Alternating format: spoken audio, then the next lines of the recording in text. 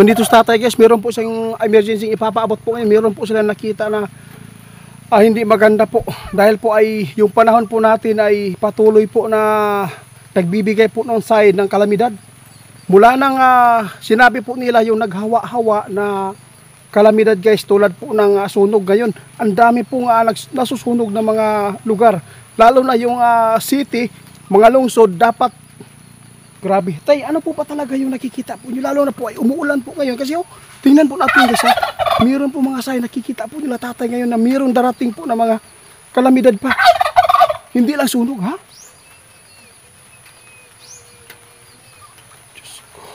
Guys, hindi pa naging normal ang biyak sa ilalim po ng lupa ngayon.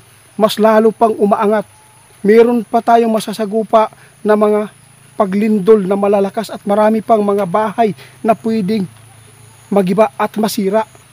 Dapat po maghanda kayo ha, kasi po nakikita ng ating kaibigan noon, ipinapaabot po nyo tayo na meron masamang panahon ba na may sign na nag-iipon po yung trahedya na malakas. Ha? Ito po yung ipinapaabot po nila guys. Ganito rin ang kanilang nakikita ngayon, lalo na po yung yung sunog guys na hindi pa natatapos. Dapat po guys na iwasan po ninyo muna na pumunta po sa mga dagat, no? Lalo na kung may mga birthday, huwag po kayo basta-basta po na pumupunta kasi po hindi po nyo alam, maabutan po kayo ng malakas po na paglindol at matimingan yung pag-celebrate po ninyo na may tsunami. Tay, ito po yung sign na nakikita po nyo ngayon. Natakot po ako tay kasi po sinabi po nyo noon, itiit, tingnan mo yung paligid ninyo, medyo walang araw at saka yung mga puno hindi gumagalaw dahil walang hangin. Tapos ngayon naman meron naman guys. Nakakatakot po ito guys. Gusto kong ipaabot sa inyo guys at gusto ko talaga na ipaabot kung saang lugar ito. Pero ngunit ayaw po ni tatay na banggitin dahil po ay ayaw po niya magkatotoo. Nais lang po niya na kung sino man yung panood ng video nito ay maghanda na lang. Hindi ko na lang babanggitin para hindi po magkatotoo. Kasi yung sunog guys, sobrang delikado.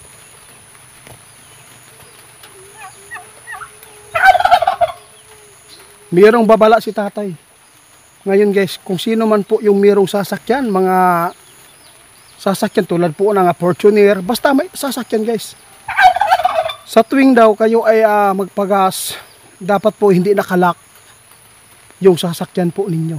Kasi may panahon na pwedeng masunog pag nagpanik po yung driver, naiwan kayo sa loob, paano kayo makalabas? Pagkakatandaan po natin guys, ipinapaabot po ito ng tatay nating kaibigan na mayroon po silang makikita at nakikita ngayon na kalamidad na mayroong mga sasakyan na magkabuto.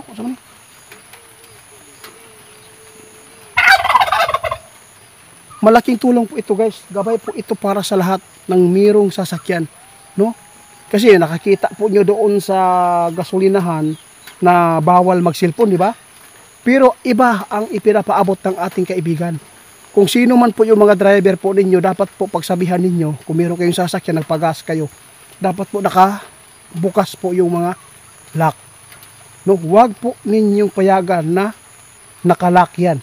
Kasi kung sakali man na masunog, na nagpanik po yung driver, lalo na yung driver nyo ay matakutin, pag iniwan ko sa loob, paano ninyo pabubuksan? Kasi mayroon pong mga may sariling sasakyan, hindi po sila magaling po doon, lalo na pag naratol. Salamat po tayo, malaking tulong po ito tay. Oo, marami na po nga nagkaganito po. Kasi mapanood po natin noon, maraming sasakyan na nagpagaas na sunog. Oo, salamat po, totoo po yan. Dito ako nakakuha ng idea ngayon guys. Mula nang sinabi ni tatay, meron kayong sasakyan. Kung nagpagas kayo, huwag po ninyong ilak, no? kung sakali man ay mayroong mga pangyayari na hindi nyo inaasahan sa sasakyan po ninyo masusunog, agad-agad po makalabas yung nasa loob po ng sasakyan. Tama po yan, tay. Salamat po. Hindi lang po kalamidad ang kanilang tinitingnan, guys, no? Yung mga emergency trahedya na bigla na lang na dumating sa buhay natin, no? Hindi po natin hawak yung panahon na lagi po natin ay kahit parang ingat tayo, no? Meron pa rin mga disgrasya, pero sinabi na po nila noon na pwede po natin na maiwasan yung disgrasya, lalo na po ay nag-iingat tayo. Kaya nagpapasalamat po tayo, guys. Kasi si kaibigan nating mga duwindi, pati, no, safety ng ating pamilya ay ipinapaabot po niya. Malaking tulong po ito. Kung nasa inyo lang po, kung gagawin po nyo ito. Basta sinabi po nila, kung mayroong mga sasakyan na nagpagas kayo, dapat hindi nakalak. Tay, mayroon pa po ba kayong ipapaabot ngayon? Tama po kayo. Hindi pa natapos ang paghawa-hawa daw, guys, sa sunog, no? Daghan pang kalamidad na ato ang masugatan.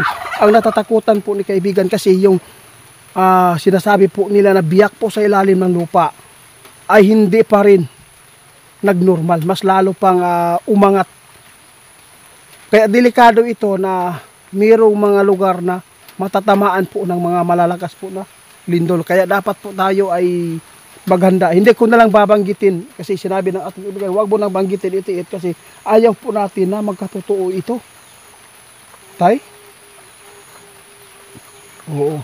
Basta gibawa lang po ni tatay, kung sino man po yung mga tao na mahilig po mag-outing, doon po sa mga birthday, pupunta po doon sa dagat, yun lang po.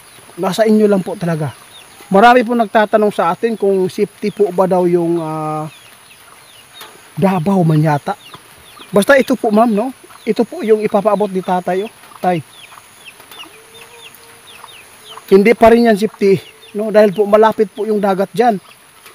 No? Kung maglakas po yung alindol, pwede po yung mag-collapse po yung mga building dyan. Hindi po ito pananakot. At least po ay makatulong din tayo na magbigay po ng babala. No? Yung ginagawa po ng ating mga kaibigan, tinitingnan na po nila yung mangyayari. Pero magpapasalamat tayo na mayroon babala at pwede natin gawing magdasal para po ay mapigilan ito at hindi po matugunan ng panahon, di ba? Oo, salamat tayo. Hindi tayo magtatagal ito, guys, no? Pauwi na.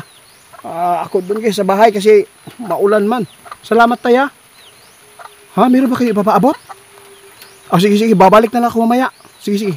Alis po daw si tatay, guys. Mamaya, guys, pabalikon daw ta. Kaya naa daw siya ipaabot para sa mga ginikanan, no? Lalo na sa mga bata na mahilig sa cellphone. Para po ito sa inyo, para po ay ligtas po ang inyong kalusugan. Mamaya na siguro tayo, ha?